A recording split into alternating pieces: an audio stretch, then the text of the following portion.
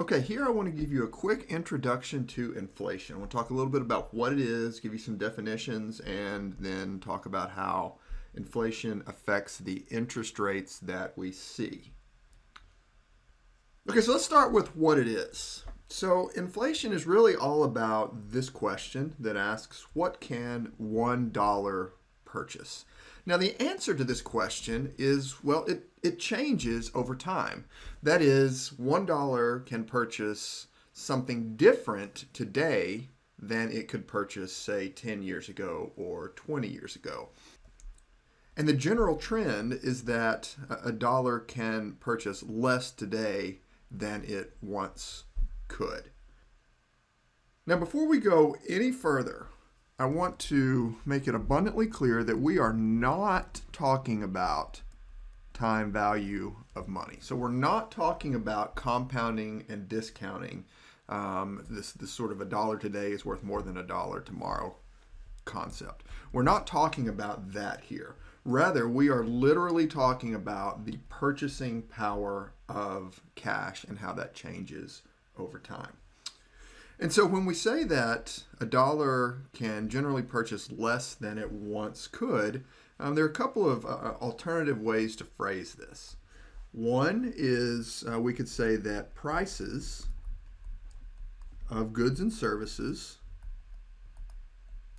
are going up, so prices are increasing.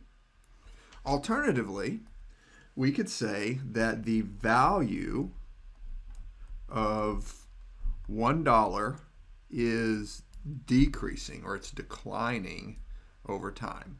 Those are equivalent statements. So prices are going up, value of dollars are going down. Those are equivalent statements, and they both are statements that inflation exists. Okay, so how do we measure this thing? So inflation is measured most commonly with this thing we call the Consumer Price Index, or the CPI. Here's a quick chart that I got from the St. Louis Fed. You can go to the St. Louis Fed to get all sorts of economic time series.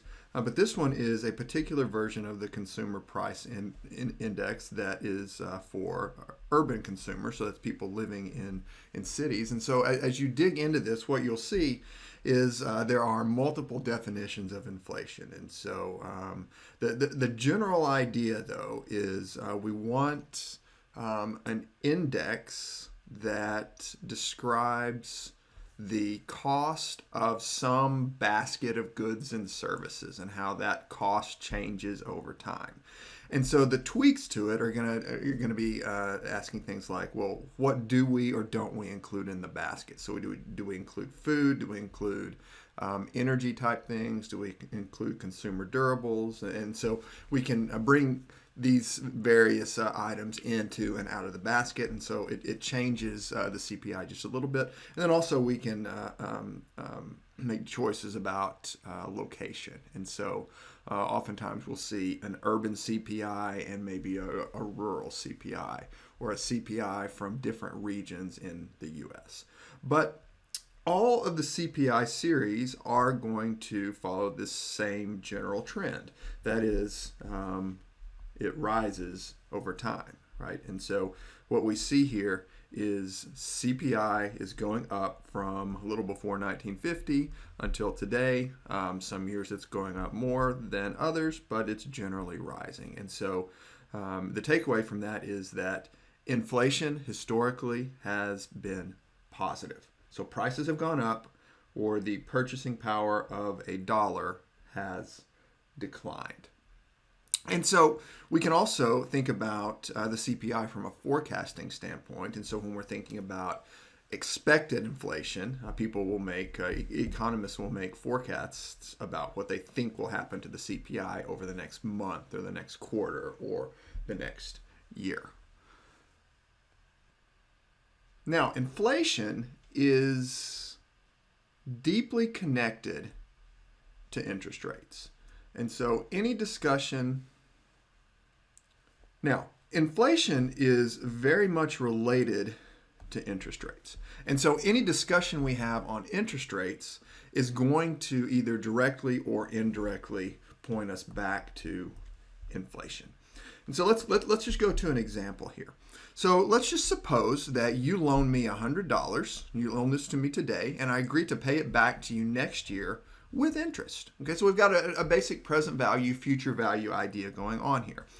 Now, if you think that the dollars that I'm going to return to you 1 year from now will have less purchasing power than the ones you lent me today, that is, if you think inflation is going to be positive, my question is, will you prefer a higher interest rate or a lower interest rate?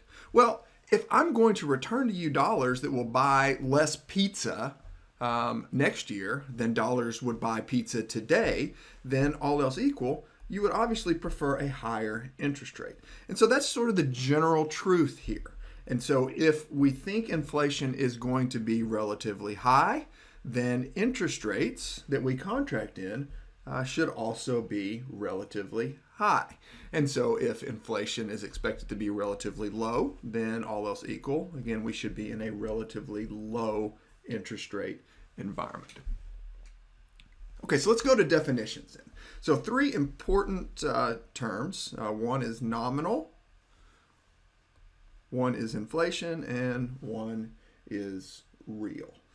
So let's start with the nominal interest rate. So the nominal interest rate is going to be the interest rate we see.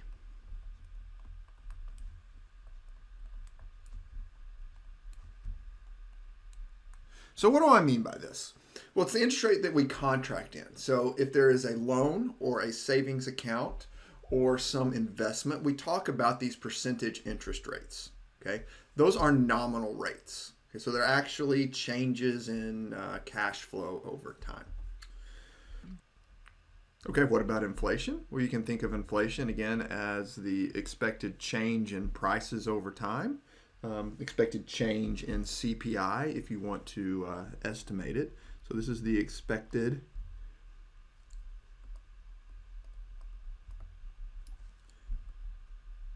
change in prices.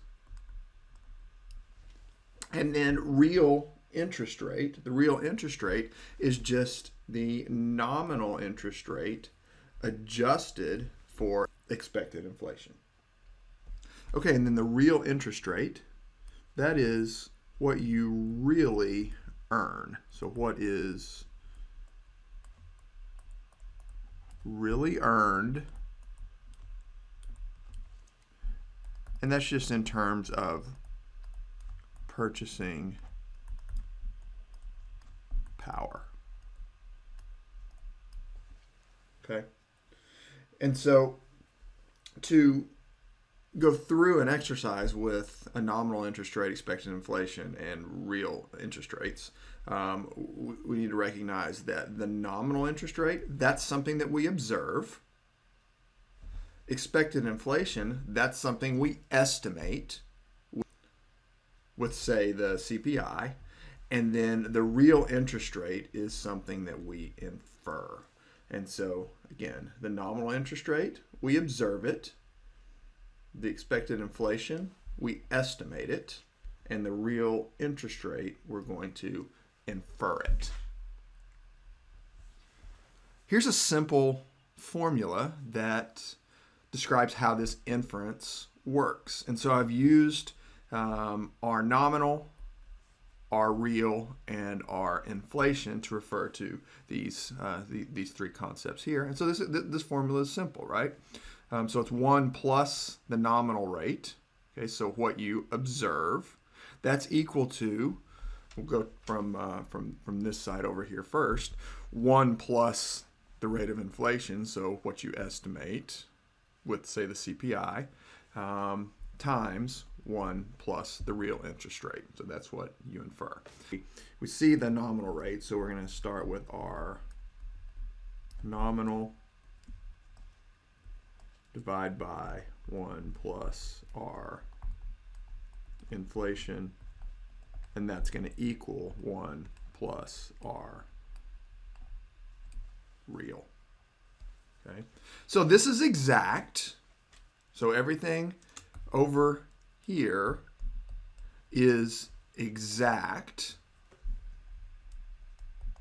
And so if I'm requiring you to do calculations that give me exact numbers, you need to use those formulas. But you can approximate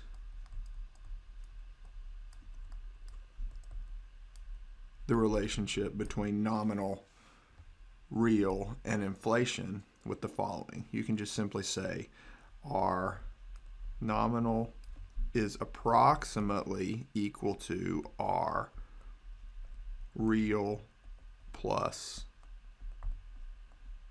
inflation. And so if a nominal rate is 6% and inflation is estimated to be, say, 2%, then we would have a real rate of 4%. Now this formula is quite general. I'm not telling you anything about what this R nominal applies to. It could be anything. So this could be a corporate bond. It could be a treasury bond. It could be a bank account. It could be a loan. You could think about this as the expected return for a stock. Anything that involves a discount rate. Okay. So the takeaway right now is that whatever that interest rate is, you can think of inflation as a key driver of it. So inflation, the number, is incredibly important for every discount rate we see.